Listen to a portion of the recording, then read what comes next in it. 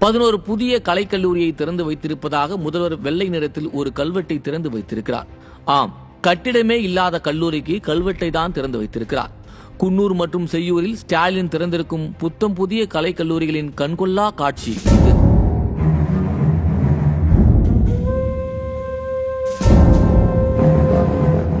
பார்ப்பதற்கே பேய் படங்களில் வரும் பூத் பங்களா போல இருக்கும் பாழடைந்த கட்டிடங்கள் தான் புதிய அரசு கலை மற்றும் அறிவியல் கல்லூரியா. அரசு பள்ளிகளை கல்லூரிகளாக மாற்றி அவசரமாக விளம்பரம் செய்வதை கூட ஏற்றுக்கொள்ளலாம். ஒரு பெயிண்ட் கூடவா அடிக்க மாட்டீங்க? இதில் மார்ச் மாதம் தான் அறிவித்தோம், இதோ திறந்து விட்டோம் என வெக்கமின்றி ட்வீட் வேற செய்கிறார் முதல்வர். கல்லூரி திறப்பது என்றால் கிடைக்கின்ற இடத்தில் 4 பெஞ்சுகளை போட்டு மாணவர்களை உட்கார வைப்பது இல்லை. தரமான கட்டிடங்களை கட்ட வேண்டும், ஆய்வகங்கள் இருக்க வேண்டும், பேராசிரியர்கள், முதல்வர்கள், ஆய்வக உதவியாளர்கள் என கல்விக்கான அனைத்து சூழல்களும் வேண்டும். தரமான கல்வியை உறுதிப்படுத்த வேண்டும்.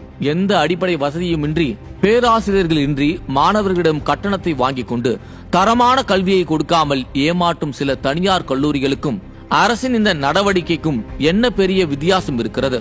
தனியார் நிறுவனங்கள் பணத்திற்காக ஏமாற்றினால் அரசு வாக்கிற்காக ஏமாற்றுகிறது. இப்படி அவசர கோலத்தில் கல்லூரி திறக்க காரணம் என்ன? அதிமுக ஆட்சி காலத்தில் இந்தியாவில் எந்த ஒரு மாநில அரசும் செய்யாத சாதனையை அன்றைய முதல்வர் எடப்பாடி கே பழனிசாமி செய்தார். 11 மருத்துவக் கல்லூரிகளை ஒரே ஆண்டில் தமிழகத்திற்கு கொண்டு வந்தார். அவை அனைத்தும் இன்று நம் கண்முன்னே சிறப்பாக செயல்பட்டுக் கொண்டிருக்கிறது. அது முதல்வர் ஸ்டாலினின் கண்ணை உறுத்தி இருக்கிறது போல. அந்த 11ஐயும் மேட்ச் செய்யும்படி நாமும் ஏதாவது செய்ய வேண்டுமென சிந்தித்திருக்கிறார். அந்த சிந்தனையில் உதித்ததுதான் இந்த 11 கலைக்கல்லூரி என்கிறார்கள் மக்கள். ஏமாற்றலாம் என முடிவெடுத்த பிறகு எப்படி வேண்டுமானாலும் ஏமாற்றலாம் என்ற முடிவை எடுத்த திமுக அரசு இப்படி கட்டிடமே கட்டாமல் மார்ச்சில் சொன்னோம் செஞ்சு முடிச்சிட்டோம் என தம்பட்டம் அடிக்கிறது. ஏமாற்று அரசியல் செய்யும் ஸ்டாலினை மக்கள் 2026இல் ஏமாற்றத்தான் போகிறார்கள்.